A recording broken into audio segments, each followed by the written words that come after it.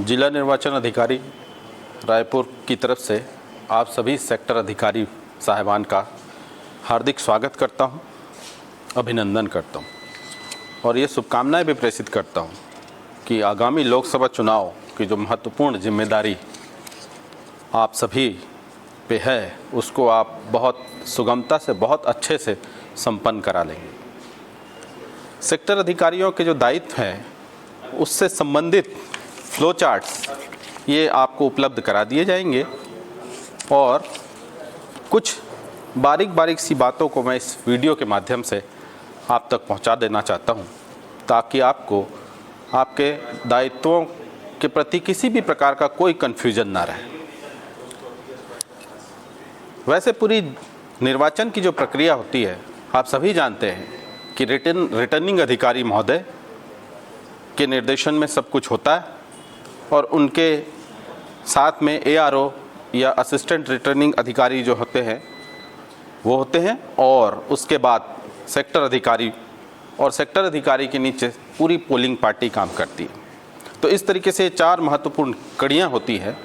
जिसमें जो सेक्टर अधिकारी हैं अर्थात आप सभी जो सेक्टर अधिकारी का दायित्व निभाएंगे, आप आरओ और मतदान दल या पोलिंग पार्टी उनके बीच की सबसे महत्वपूर्ण कड़ी होंगे। आप दोनों के बीच कनेक्टिंग लिंक की तरह काम करेंगे। तो मतदान दल अगर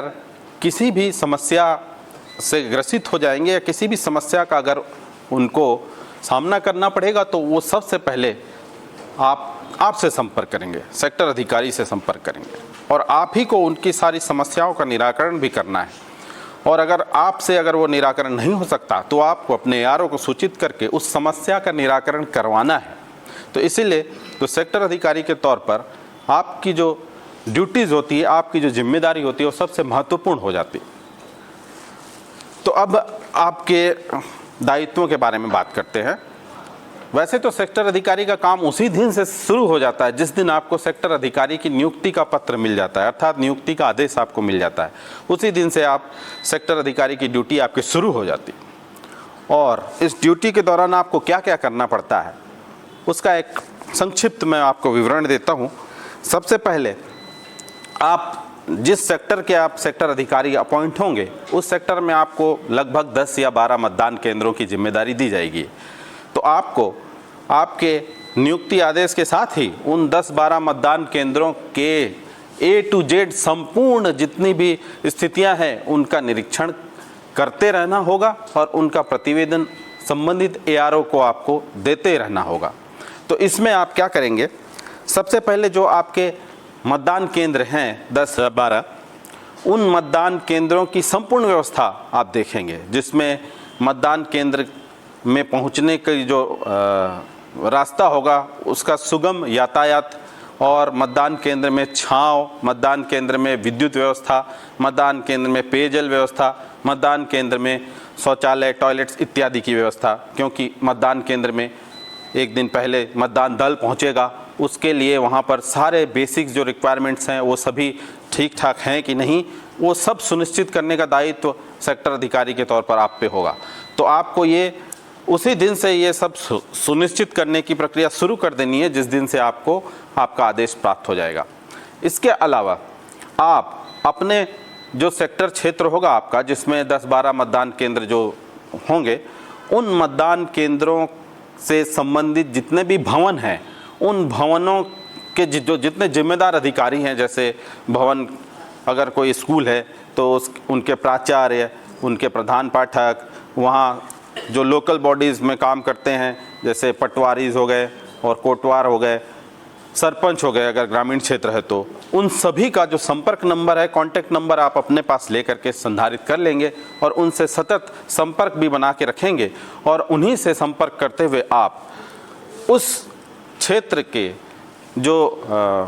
संवेदनशीलता है और वहाँ के मतदाता जो हैं उनके बारे में थोड़ा एक जनरल आइडिया आप लेते रहेंगे। अर्थात आपको आपके जो मतदान क्षेत्र है उस मतदान क्षेत्र की संवेदनशीलता की भी पहचान कर लेनी है। और अगर ये लगता है कि वो मतदान केंद्र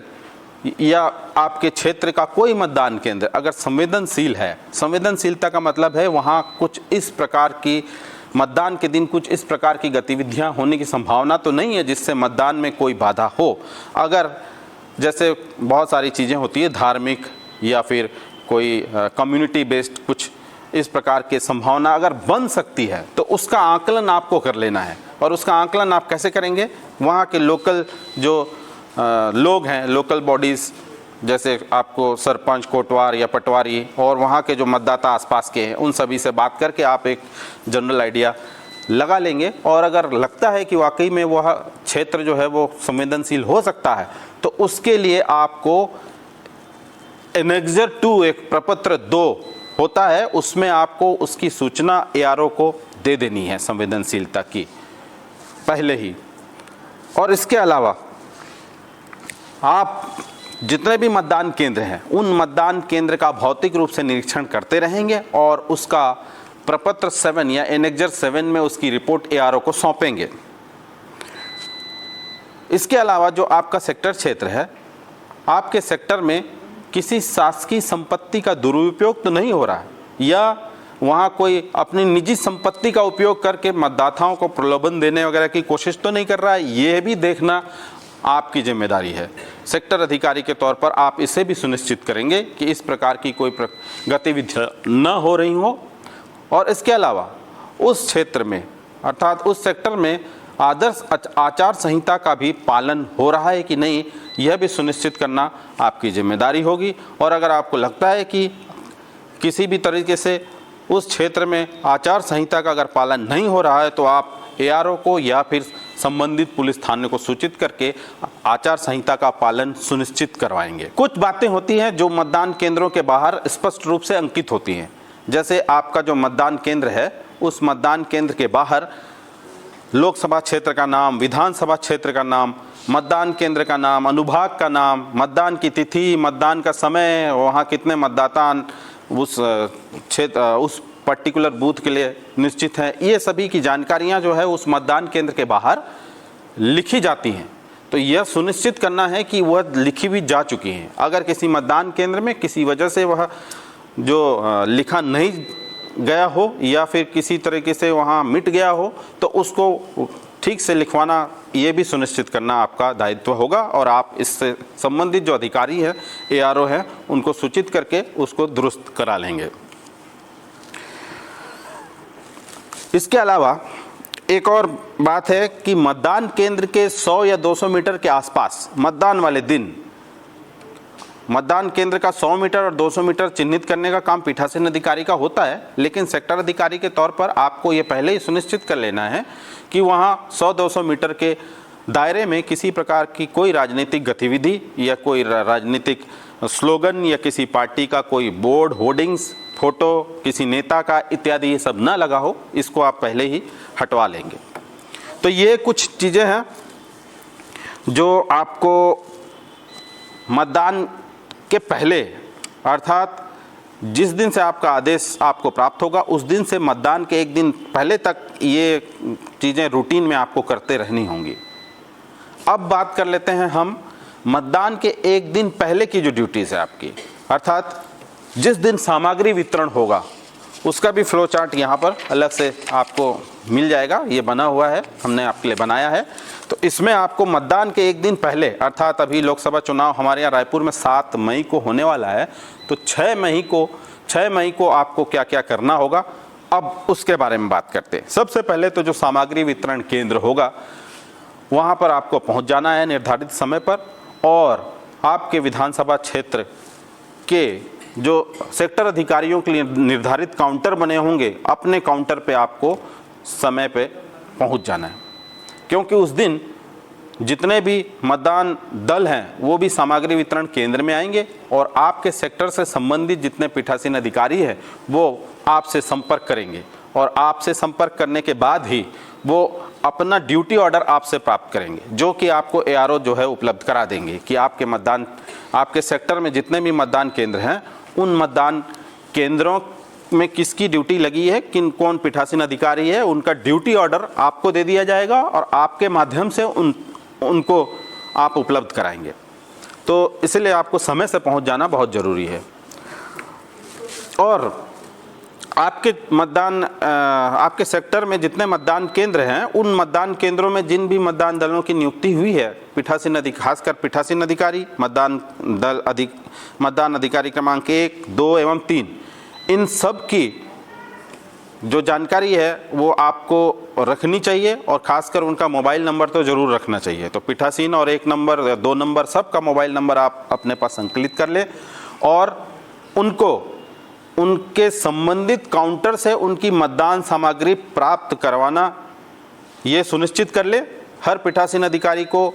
प्रशिक्षण में बता दिया गया है कि उसको किस प्रकार मतदान सामग्री प्राप्त करनी है, क्या क्या मतदान सामग्री मिलेगी। आपको भी वह बिल्कुल स्पष्ट रूप से मालूम होना चाहिए, बल्कि आपको पूरी मतदान की प्रक्रिया बहुत स्पष्ट रूप से बिना किसी कन्फ्यूजन के आपको कंठस्थ होनी चाहिए, ताकि आप किसी भी पीठासीन को किसी प्रकार की अगर उनसे गलती हो रही तो आप उसका सुधार करा सकें। तो इसीलिए सेक्टर अधिकारी के तौर पर जो मतदान की संपूर्ण प्रक्रिया है उसकी जानकारी आपको होनी बहुत बहुत बहुत ज़रूरी है। तो जो पीठासीन अधिकारी है वो अपने अपने संबंधित काउंटर से मतदान सामग्री प्राप्त कर लेंगे और मतदान सामग्री प्राप्त करने के पश्चात मतदान सामग्री प्राप्ति की रसीद बनाएंगे, जो कि 2 कॉपी में होगी। तो उस रसीद में पीठासीन अधिकारी अपने सिग्नेचर करेंगे, अपने मतदान केंद्र का सुभिन्नक सील लगाएंगे और एक प्रति जो है उसकी उसी संबंधित काउंटर में जमा करेंगे और एक प्रति वो आप सेक्टर अधिकारी के टेबल पर ला करके वहाँ जमा करेंगे। और उसके बाद आप ये सुनिश्चित कर लेंगे कि आपके जो सेक्टर के जितने भी 10-12 मतदान केंद्र के पीठासीन अधिकारी हैं उन्होंने अपनी मतदान सामग्री प्राप्त कर ली है। अगर उनके मतदान सामग्री में किसी प्रकार की कोई सामग्री की अगर कमी होती है और वो आपको रिपोर्ट करते हैं तो वो आप उनकी उपलब्धता सुनिश्चित करवा देंगे। उनको वह सामान जो है अगर कोई नहीं प्राप्त हुआ है तो वह प्राप्त करवा देंगे। हालांकि वो काउंटर में जा कर के खुद ही वह सामग्री ले लेते हैं, लेकिन कभी कभी कुछ ऐसा हो जाता है कि उनको सामग्री अगर नहीं मिल रही है और वो आपको रिपोर्ट करते हैं एज अ सेक्टर अधिकारी कि वो सामग्री उनको नहीं दी जा रही है, तो सेक्टर अधिकारी के तौर पर यह आपका दायित्व है कि आपको वह सामग्री उनको उपलब्ध करा ही देनी चाहिए। उसके बाद जब आपके सेक्टर के सभी मतदान दल जो है वो अपना मतदान सामग्री प्राप्त कर लेंगे तो आपको उनको उनका रूट बता देना है, उनका बस नंबर बता देना है कि क्योंकि आपके पास रूट चार्ट होगा सेक्टर अधिकारी के तौर पर, आपको पता होगा कि कौन से मतदान केंद्र में जाने के लिए कौन सी बस जो है वो निर्धारित है। तो आप संबंधित रूट चार्ट प्रभारी का नंबर देते हुए पीठासीन अधिकारियों को उस पर्टिकुलर बस में बैठने का निर्देश दे देंगे और सभी अपने अपने बसों में बैठ करके अपने मतदान केंद्र की तरफ रवाना हो जाएंगे। और जब आपके सभी मतदान केंद्र मतदान सामग्री वितरण स्थल से रवाना हो जाएंगे तो उसकी रिपोर्ट भी आपको ARO को बता देनी है कि आपके सभी मतदान दल जो है वो मतदान केंद्रों के लिए रवाना हो चुके हैं। और वो दल जब मतदान केंद्रों में पहुंच जाएंगे तो उसकी भी रिपोर्ट आपको लेनी है सभी पीठासीन अधिकारियों से और उसकी सूचना आपको जो है ARO को पहुंचा देनी है कि सभी मतदान दल जो है वो अपने अपने मतदान केंद्रों में पहुंच गए हैं। और एक बात यहाँ पर यह बिल्कुल सुनिश्चित करनी है कि मतदान सामग्री जितने भी है, खासकर जो EVM है, मतदान सामग्री वितरण वाले क्षेत्र से अगर वो निकलेगा तो सीधे मतदान केंद्र में ही पहुंचेगा और वह भी उसी निर्धारित वाहन से पहुंचेगा जिस वाहन को निर्धारित किया गया है उस संबंधित मतदान केंद्र में मतदान दलों को पहुंचाने के लिए। तो यह भी सुनिश्चित करना आपका दायित्व है कि कोई भी जो इलेक्शन मटेरियल है वो संबंधित मतदान केंद्र से कहीं इधर उधर ट्रैवल नहीं करना चाहिए। तो इस तरीके से जैसे ही मतदान केंद्रों में मतदान दल पहुंच जाएंगे तो उनके पहुंचने की ओके रिपोर्ट जो है वो ARO को आपको सूचित कर देनी है। और इसके अलावा आपको सेक्टर अधिकारी के तौर पर जितने भी मतदान सामग्रियां हैं, खासकर EVM है, EVM में जो कंट्रोल यूनिट है, बैलेट यूनिट है और ये जो वीपैट है, ये और इनके अंदर लगने वाली बैटरियां हैं, कंट्रोल यूनिट में बैटरी लगती है और वीपैट में बैटरी लगती है। ये अतिरिक्त मात्रा में जो रिजर्व मशीनें होती हैं उनमें से आपको अपने वाहन में रखने के लिए कुछ रिजर्व मशीनें जो है वो ARO के माध्यम से प्राप्त कर लेनी चाहिए और अपने वाहन में आपको इन सभी चीज़ों का अतिरिक्त स्टॉक जो है वो रख लेना चाहिए। इसके अलावा जो मतदान के जितने भी प्रपत्र होते हैं, बुकलेट्स हैं, उनके लिफाफे हैं और मतदान की कुछ सामग्रियां जो बहुत ज़रूरी हैं, जैसे अमिट स्याही है, चपड़ा है, मोम है, ये सभी चीज़ें अतिरिक्त मात्रा में आपको अपने वाहन में जो है वो रखने के लिए ARO से या जो संबंधित वितरण प्रभारी है उनसे प्राप्त कर लेने चाहिए। और इसके अलावा एक और महत्वपूर्ण काम आपको कर लेना चाहिए कि जो रिजर्व मतदान दल के जो प्रभारी अधिकारी होते हैं उनसे संपर्क करके अपने लिए कुछ रिजर्व मतदान अधिकारियों को अलॉट करा लेना चाहिए और उनका नंबर, मोबाइल नंबर वगैरह ले करके उनको अगले दिन अर्थात मतदान वाले दिन अपने साथ रखने के लिए उनको आपको बुला लेना चाहिए और अपने वाहन में उनको साथ में रखना चाहिए, ताकि मतदान वाले दिन अगर कहीं कोई परेशानी की स्थिति होती है तो आप संबंधित रिजर्व या तो मशीनों को या फिर जो मतदान दल है उनके सदस्यों को आप बदल सके, उनका प्रतिस्थापन कर सके। तो ये आपको मतदान के एक दिन पहले वाली दायित्व हो गई, इतना आपको उस दिन सुनिश्चित करना है, इतनी चीज़ें। अब हम बात करते हैं मतदान वाले दिन, अर्थात जिस दिन आपकी पोलिंग होगी, वो हमारे यहाँ अर्थात रायपुर ज़िले में 7 मई को है। तो मतदान वाले दिन आपको क्या क्या करना है? मतदान वाले दिन आपको जो है सबसे पहले तो आपके जितने भी मतदान केंद्र है, आपके सेक्टर के मतदान केंद्र के सभी पीठासीन अधिकारियों से आपको बातचीत करके सारी जो ज़रूरी चीज़ें हैं, खासकर मांग पोल शुरू करने की, तो मांग पोल 1.5 घंटे पहले होगा। मतदान का समय 7 बजे से है, इसलिए जो मॉन्ग पोल है वो 5:30 बजे शुरू हो जाना चाहिए। तो इस बात को सुनिश्चित कर लेंगे सभी पीठासीन अधिकारियों से बात करके, और आप भी किसी न किसी केंद्र में उस समय उपस्थित रहेंगे। संभवतः ऐसा होता है कि एक कोई मतदान केंद्र है, उसमें 2-4 मतदान केंद्र वहीं बने रहते हैं बिल्डिंग में, तो ऐसी जगह आप और वहाँ फिजिकली आप प्रेजेंट रहेंगे ताकि ज़्यादा से ज़्यादा मतदान केंद्र आपके अप्रोच में हो। तो 5:30 बजे मतदान मॉन्ग पोल शुरू करा देना है।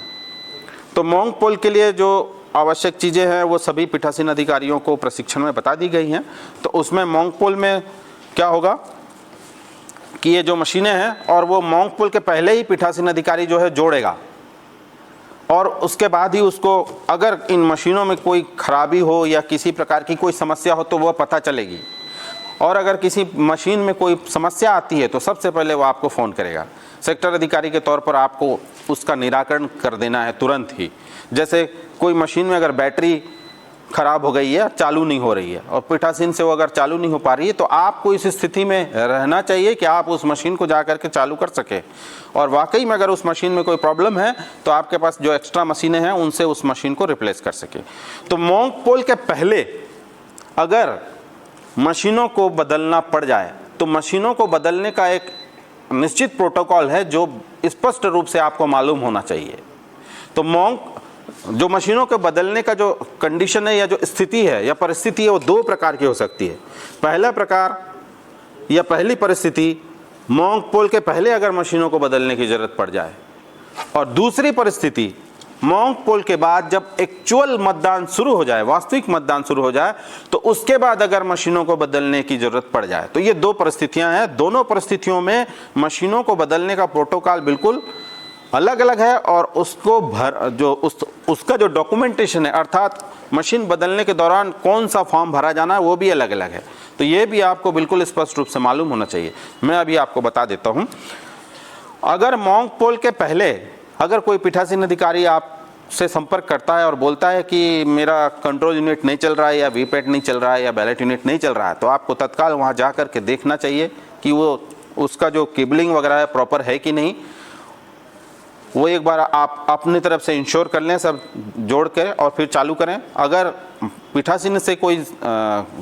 केबलिंग करने में अगर कोई गलती हुई तो आप अगर उसको सही से जोड़ देंगे तो मशीन चालू हो जाएगी, और आप मॉन्ग पोल के लिए उनको जो प्रक्रिया है वो शुरू करवा सकते हैं। लेकिन वाकई में अगर किसी मशीन में कोई प्रॉब्लम है, जैसे बैटरी मान लीजिए वो ख़राब हो गई, वहाँ स्टार्ट ही नहीं हो रही है, या बैटरी लोड ही नहीं ले रही है, तो फिर आपके पास जो एक्स्ट्रा बैटरियाँ रखी होंगी वो आपको बदलनी है, चेंज कर देनी है। वास्तविक मतदान के दौरान या मॉन्ग पोल के दौरान या मॉन्ग पोल के पहले जो कंट्रोल यूनिट है, अगर इसकी बैटरी बदलनी पड़ जाए